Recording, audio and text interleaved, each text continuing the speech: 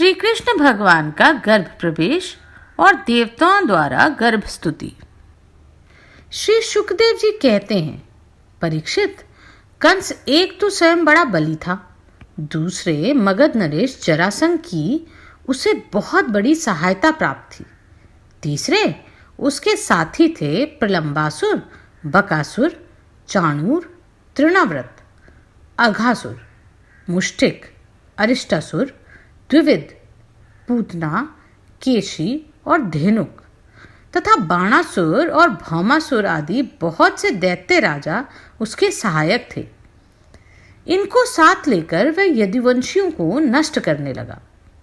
वे लोग भयभीत होकर कुरु, पंचाल, कैकय, शालव, विदर्भ, निषद, विदेह और कौशल आदि देशों में जा बसे। कुछ लोग ऊपर ऊपर से उनके मन के अनुसार काम करते हुए उनकी सेवा में लगे रहे।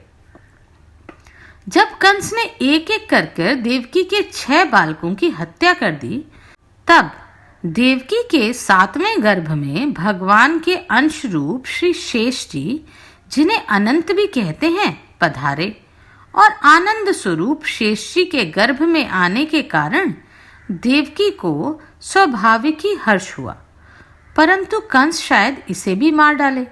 इस भय से उनका शोक और भी बढ़ गया। विश्वात्मा भगवान ने देखा कि मुझे ही अपना स्वामी और सर्वस्व मानने वाले यदुवंशी कंस के द्वारा बहुत ही सताए जा रहे हैं। तब उन्होंने अपनी योगमाया को यह आदेश दिया, देवी कल्याणी, तुम व्रज में जाओ। वह प्रदेश ग्वालों और गांवों से सुशोभित है। वहां नंद बाबा के गोकुल में वसुदेव की पत्नी रोहिणी निवास करती है। उनकी और भी पत्नियां कंस से डरकर गुप्त स्थानों में रह रही हैं। इस समय मेरा वह अंश, जिसे शेष कहते हैं, देवकी के उदर में गर्भ रूप से स्थित है। उसे वहां से निकालकर तुम रोहिणी के गर्भ में स्थापित कर दो। कल्याणी, अब मैं अपने समस्त ज्ञान, बल आदि अंशों के साथ देवकी का पुत्र बनूंगा और तुम नंद बाबा की पत्नी यशोदा के गर्भ से जन्म लेना। तुम लोगों को मुंह मांगे वरदान देने में समर्थ होगी। मनुष्य तुम्हें अपने समस्त अभिलाषाओं को पूर्ण करने वाली जानकर धूप, दीप, नैवेद्य एवं अन्य प्रकार की सामग्रियों से तुम्हारी पूजा करेंगे।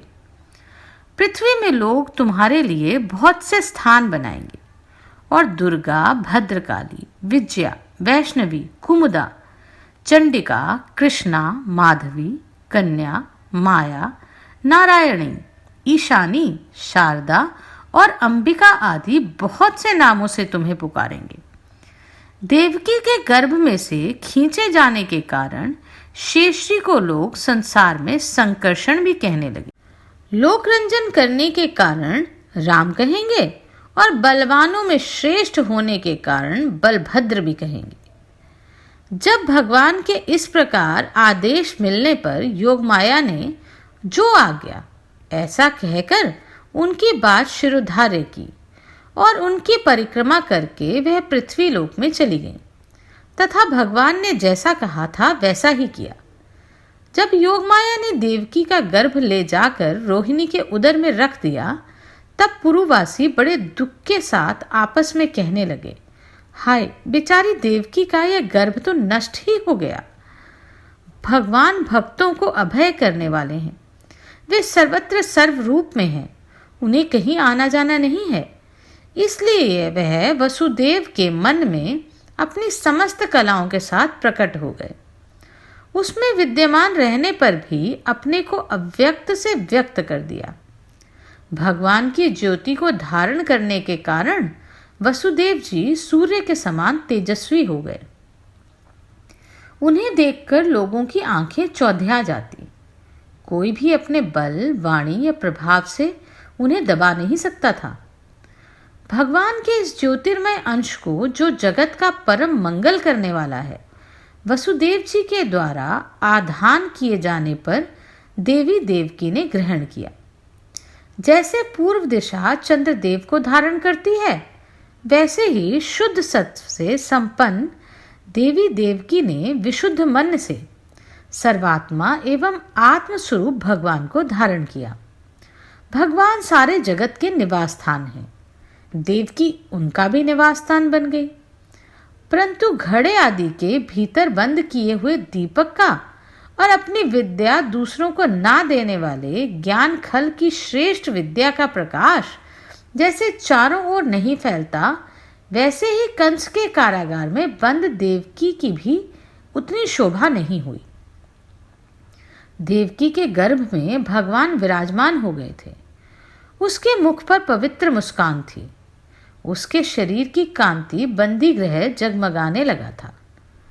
जब कंस ने उसे देखा तब वह मन ही मन कहने लगा, अब की बार मेरे प्राणों के ग्राहक विष्णु ने इसके गर्भ में अवश्य ही प्रवेश किया है, क्योंकि इसके पहले देवकी को कभी ऐसी ना थी।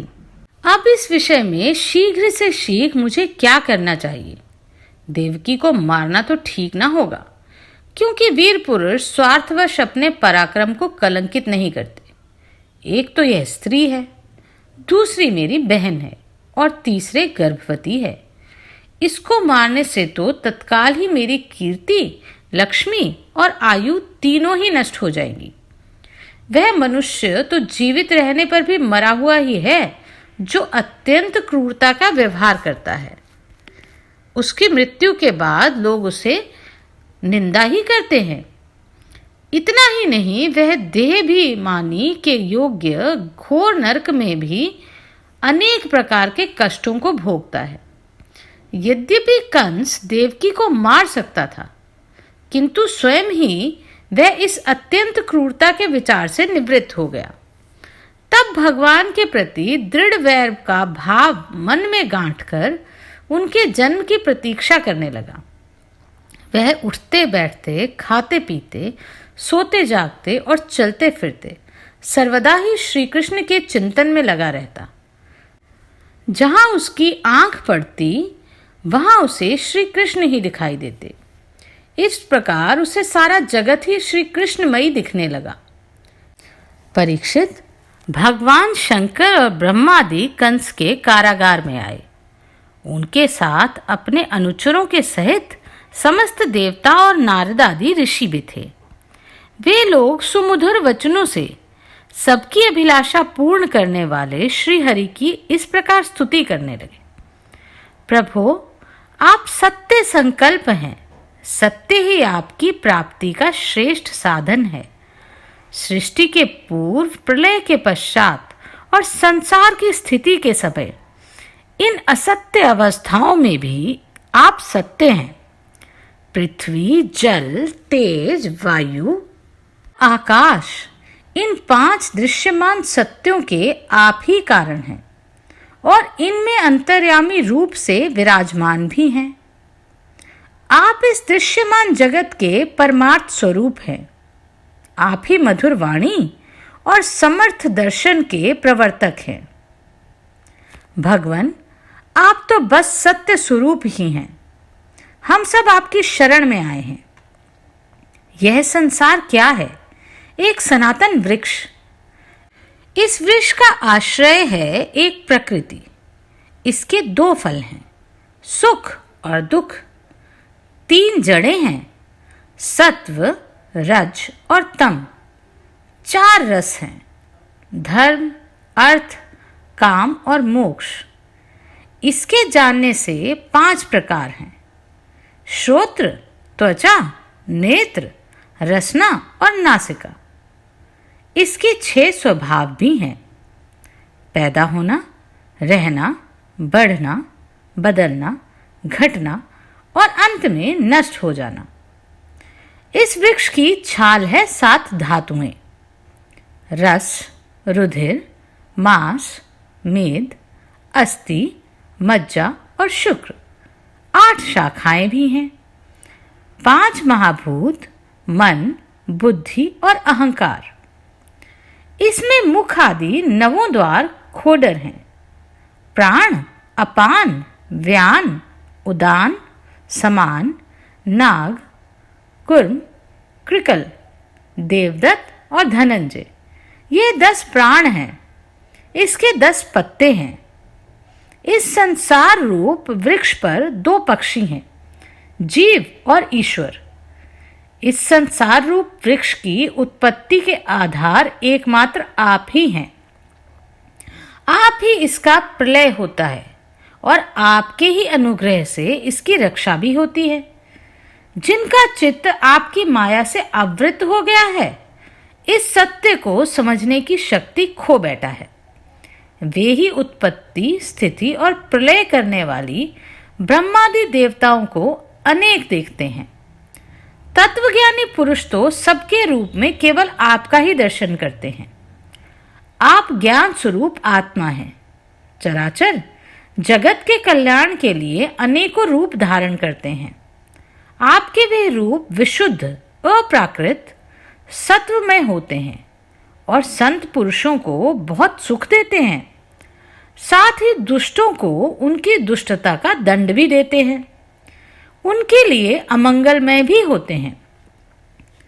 कमल के समान कोमल अनुग्रह भरे नेत्रों वाले प्रभु, कुछ बिरले लोग ही आपके समस्त पदार्थों तथा प्राणियों के आश्रय स्वरूप रूप में पूर्ण एकाग्रता से अपना चित्त लगा पाते हैं और आपके चरण कमल रूपी जहाज का आश्रय लेकर इस संसार सागर को बछड़े के खुर के गड्ढे के समान अनायास ही पार कर जाते हैं। क्यों ना हो, अब तक के संतों ने इसी जहाज से संसार सागर को पार जो किया है।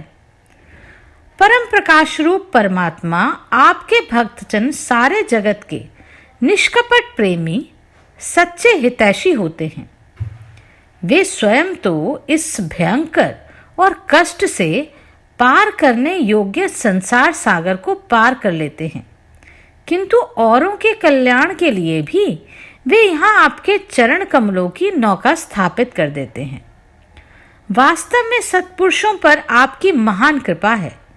उनके लिए आप अनुग्रह स्वरूप ही हैं। कमल नयन, जो लोग आपके चरण कमलों की शरण नहीं लेते तथा आपके प्रति भक्ति भाव से रहित होने के कारण जिनकी बुद्धि भी शुद्ध नहीं है, वे अपने को झूठ मूठ ही मुक्त मानते हैं। वास्तव में तो वे बद्ध ही हैं। वे यदि बड़ी तपस्या और साधना का कष्ट उठाकर किसी प्रकार ऊंचे से ऊंचे पद पर भी पहुंच जाएं, तो भी वहां से नीचे गिर जाते हैं। परंतु भगवान, जो आपके अपने निज जन हैं, जिन्होंने आपके चरणों में अपनी सच्ची प्रीति जोड़ रखी है, वे कभी उन ज्ञान अभिमानियों की भांति अपने स्थान से और मार्ग से गिरते नहीं। प्रभु, वे बड़े बड़े विघ्न डालने वालों की सेना के सरदारों के सिर पर पैर रखकर निर्भय विचरते हैं। कोई भी विघ्न उनके मार्ग में रुकावट नहीं डाल सकते, क्योंकि उनके रक्षक आप जो हैं। आप संसार की स्थिति के लिए समस्त देहधारियों को परम कल्याण प्रदान करने वाले विशुद्ध, सत्वमय, सच्चिदानंदमय, परम दिव्य मंगल विग्रह प्रकट करते हैं। इस रूप के प्रकट होने से आपके भक्त वेद, कर्मकांड, अष्टांग योग, तपस्या और समाधि के द्वारा आपकी आराधना करते हैं। बिना किसी आश्रय के वे किसकी आराधना करेंगे? प्रभु, आप सबके विधाता हैं। यदि आपका यह विशुद्ध सत्वमय निज स्वरूप ना हो, तो ज्ञान और उसके द्वारा होने वाले भेदभाव को नष्ट करने वाला अपरोक्ष ज्ञान ही किसी को ना हो।